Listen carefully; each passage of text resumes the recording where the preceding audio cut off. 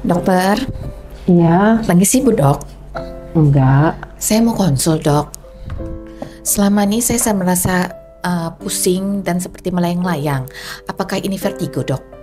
Belum tentu semua pusing itu adalah vertigo. Jadi gimana saya bisa membedakan kalau yang saya alami ini vertigo atau bukan? Jadi sebenarnya vertigo itu adalah pusing yang disertai dengan sensasi seperti berputar. Jadi seolah sekeliling kita itu berputar, seperti dunia terbalik seperti itu. Itu baru kita katakan adalah murni vertigo. Oh ya, jadi kalau pusing seperti yang saya rasakan kemarin, apakah ini salah satu jenis vertigo dok? Nah, jadi vertigo itu ada jenisnya. Yang pertama ada vertigo jenis perifer, kemudian vertigo jenis sentral. Untuk gejala vertigo jenis perifer ini biasanya pusingnya lebih berat, ya.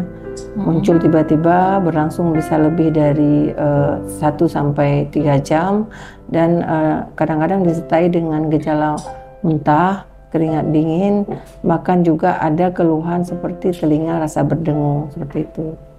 Nah, jadi gejalanya lebih berat.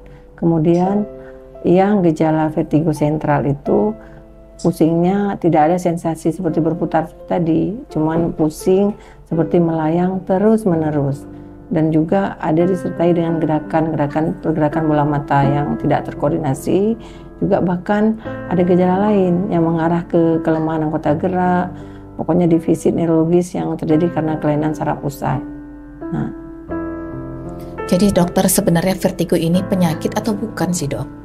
jadi vertigo ini adalah gejala. Nah, kalau gejala ini pasti nanti akan menyebabkan suatu penyakit, sehingga kita perlu tahu juga penyebab dari gejala vertigo ini. Jadi kalau vertigo perifer disebabkan karena adanya gangguan pada organ keseimbangan kita di telinga bagian tengah.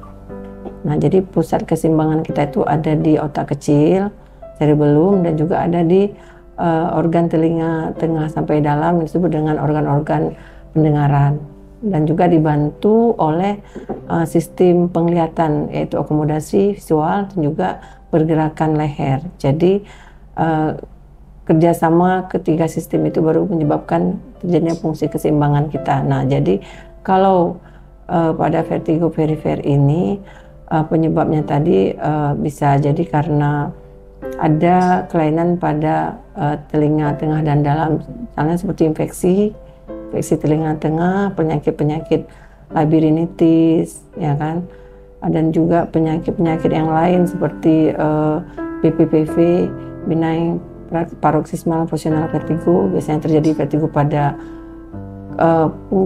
proses degeneratif pada orang tua, ya, karena fungsi telinga sudah mulai menurun, itu bisa pada perifer.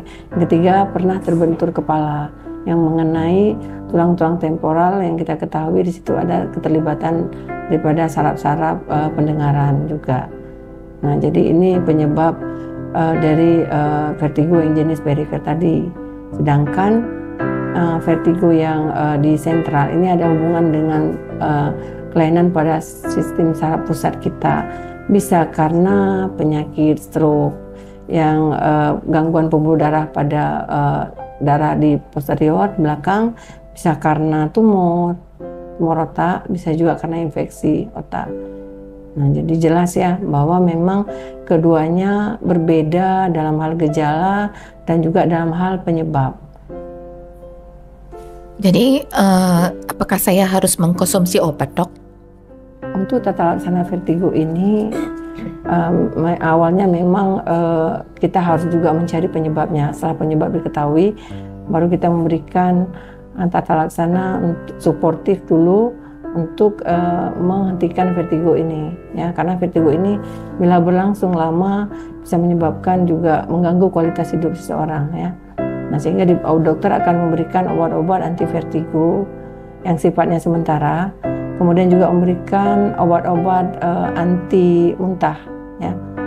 Nah, kedua obat ini biasanya dikonsumsi terus oleh pasien, selain juga pasien dianjurkan untuk bed rest dari kegiatan-kegiatannya.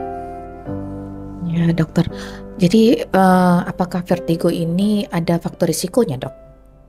Untuk faktor risiko pada vertigo ini biasanya usia juga pegang peran penting. Jadi usia lebih dari 50 tahun sering terkena vertigo. Kemudian yang kedua ada riwayat kebentur kepala tadi ya. Kemudian yang ketiga juga ada faktor risiko penyakit tertentu seperti hipertensi, diabetes, dan juga hiperkolesterol itu juga bisa menyebabkan gangguan-gangguan yang menyerupai vertigo. Kemudian yang keempat ada penyakit-penyakit infeksi pada telinga tengah. Nah juga bisa juga karena konsumsi obat-obatan. Jadi ada obat-obatan seperti obat-obat anti depresan, obat-obat nyeri saraf itu bisa menyebabkan juga gangguan pusing yang menyerupai vertigo tadi. Bahkan juga orang-orang yang sering menggunakan konsumsi alkohol juga sering mengalami gejala pusing seperti vertigo. Vertigo ini kan datangnya tiba-tiba, Dok. Jadi gimana sebenarnya saya harus mengatasi kalau tiba-tiba saya mengalami serangan ini? Yang pertama, jangan panik. Setiap serangan vertigo bisa terjadi pada saat kapan saja waktu kita lagi aktivitas, maka kita segera berhenti ya. Kalau memang lagi jalan duduk, kemudian tarik nafas ya, seperti biasa, rileks. Dan kalau nyaman dengan memejamkan mata, pejamkan mata. Karena memejamkan mata itu juga bagian dari untuk menghilangkan vertigo. Dan selanjutnya kita yang kontrol sendiri kapan kita merasa aman untuk membuka mata kembali dan bebas sebentar dari serangan vertigo. Nah, selanjutnya segera berkonsultasilah ke dokternya. Jadi cara agar saya terhindar dari serangan vertigo ini bagaimana, Dok?